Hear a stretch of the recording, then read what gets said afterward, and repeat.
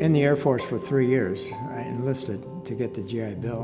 And when I got out, I joined the active reserves. And during the Korean War, I was recalled out of Caltech to go to war.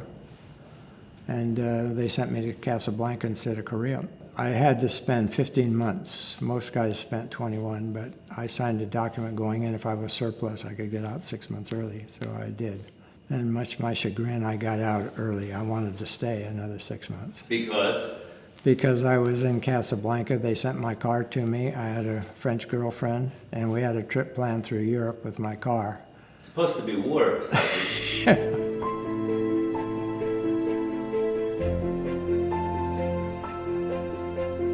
Anyway, I was in uniform, so and my birthday, so that happened to be April 3rd, 1947, and it was Balboa Week. And so it was great fun. That was my first time on Balboa. I never came back again until '58. I'm thought to be the youngest living World War II vet because I enlisted at 17 and 5 months in the last 4 months of the official end of World War II. The war technically ended in December 31, 46, and I joined in September 9th, I think it was, 46. So I was just 4 months before the end of the war.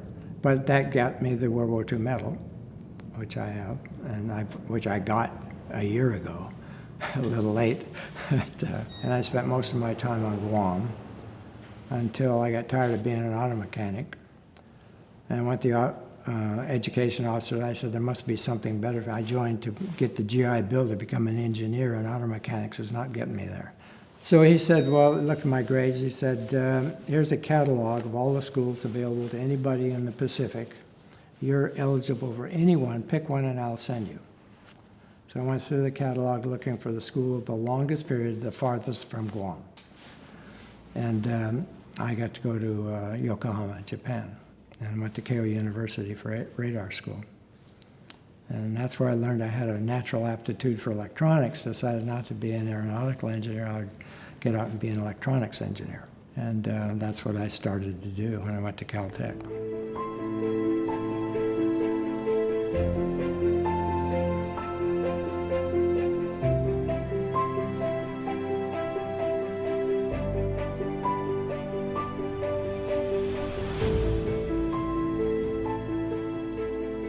He said, well, gee, why don't you move down here permanently?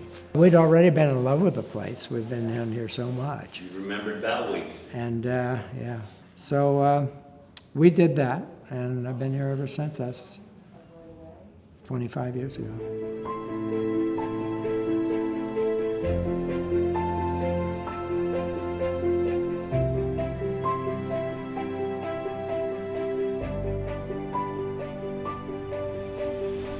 You have a connection to the most famous soldier of all time. Let's talk about that. Yeah, Audie Murphy was the most decorated soldier ever in the United States. We consider him one of our veterans of the island because he used to keep his boat here. We have formed, I have formed a military history activity here at the museum. So I've rounded up a bunch of women who walked the streets knocking on doors to find every military man on Balboa Island, living or dead. And each of those guys will get a page on our website, in our military section of the website, with his military history. And we got up to about 185 guys so far. We found 3 people who've been killed in action that were from the island, 1 in World War II and 2 in Vietnam. The most notable, a young man from Apollina. Memorial Day, we have a barbecue. We've had 2 Memorial Days so far, and on 11/11 this year, Veterans Day, we're having our 3rd annual Veterans Day barbecue in the park, and we do the same thing on Memorial Day. And Veterans Day, we have a little event here in the museum. The head guy in the parade, I can't think of the name.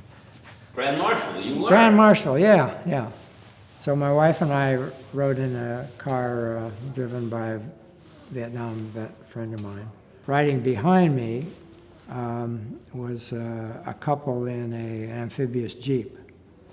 And that's Al Larson and his wife Sunny, who live on East Bay Front. Apparently he loved it because he called me the day after and he called me the next day thanking me for being in the parade and riding there. So he's a great guy. He's 95, I guess.